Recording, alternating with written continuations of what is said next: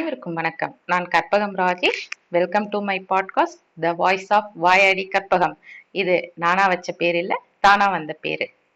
மகாபாரத கதையில கிருஷ்ணருக்கு ஒரு தேரோட்டி இருந்தார். அவரோட பேர் உத்தவர். போரெல்லாம் முடிஞ்சு எல்லாம் இது பண்ணி முடிச்ச உடனே கடைசியில கிருஷ்ணர் உத்தவர்கிட்ட கேக்குறாரு, நீ என் கூடவே இருந்த, எல்லாம் பண்ண, உனக்கு என்ன வேணும்னு சொல்லு, நான் எது வேணாலும் உனக்கு செஞ்சு தரேன், ஏதாவது வரம் கேளு அப்படிங்கிறாரு. ஃபர்ஸ்ட்ல இருந்தே கிருஷ்ணர் கூட அவரோட நடவடிக்கை எல்லாம் பார்த்துட்டு இருந்த உத்தவர் என்ன சொல்றாரு, எனக்கு எதுவும் வேண்டாம், எனக்கு ஒரு சில சந்தேகங்கள் இருக்கு, அதை மட்டும் நீங்க கிளியர் பண்ணுங்க அப்படின்னு சொல்றாரு.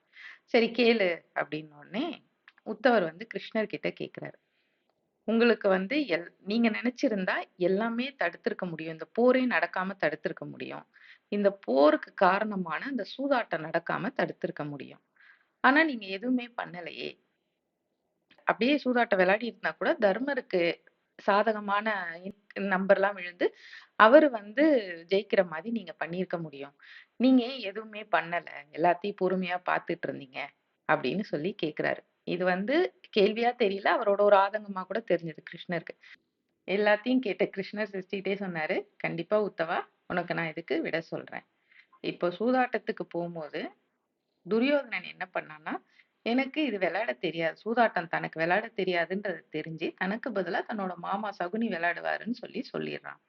இதே தர்மர் தனக்கு சூதாட்டம் விளையாட தெரியாது அப்படின்னு தெரிஞ்சு கிருஷ்ணரை நான் கூட வச்சுக்கிறேன் அப்படின்னு சொல்லல.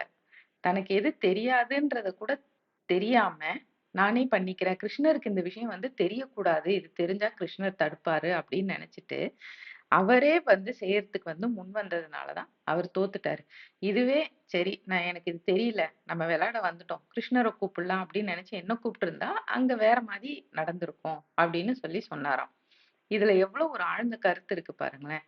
தெரியும், நமக்கு இந்த விஷயம்லாம் தெரியும் அப்படின்னு தெரிஞ்சுக்கிறத விட எந்த விஷயம்லாம் நமக்கு தெரியாது அப்படிங்கறது நமக்கு தெரியணும். அப்பதான் அதுதான் ஒரு முக்கியமான விஷயம். தெரியாத ஒரு விஷயத்த நம்ம செஞ்சுட்டு அதாலதான் நம்ம ரொம்ப பாதிக்கப்படுவோம். ஒரு பழமொழி இருக்கு, கேள்விப்பட்டிருக்கீங்களா? தெரியாத தொழில தொட்டவனும் கேட்டான், தெரிஞ்ச தொழில விட்டவனும் கேட்டான். நமக்கு இந்த விஷயம் தெரியலன்னு சொல்லி நமக்கு அதுல ஒரு தெளிவு இருக்கணும். நம்ம பாட்டுக்கு இது எல்லாம் பாத்துக்கலாம் அப்படின்னு சொல்லி உள்ள போய் குதிச்சோம்னு வச்சுக்கோங்க, கண்டிப்பா அது தப்பாயிடும். ஒரு பாயிண்ட்ல நமக்கு தெரியல அப்படின்னு சொல்லும் போது அந்த இடத்துலயே நம்ம அதை கரெக்ட் பண்ணி ஒண்ணு அதை தெரிஞ்சுக்க முற்படணும்.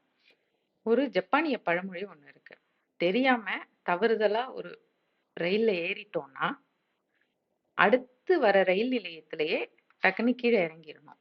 அதுலயே டிராவல் பண்ணிட்டே இருந்தோம்னா திருப்பி நம்ம ஏறின இடத்துக்கு சேர்ந்து சரியான இடத்துக்கு போகணும்னா அதுக்கு நிறைய செலவாகும். அதனால எந்த விஷயம் தெரியலன்னு நமக்கு தோணுதோ அதை டக்குன்னு தெரிஞ்சுக்கிட்டு தெரிய முற்பட்டு கத்துக்கிட்டு அதை தெரிஞ்ச விஷயமா மாத்தணும். வார வாரம் இந்த வாயாடியோட பாசிட்டிவ் டேக் அவேவை கலெக்ட் பண்ண மறந்துடாதீங்க.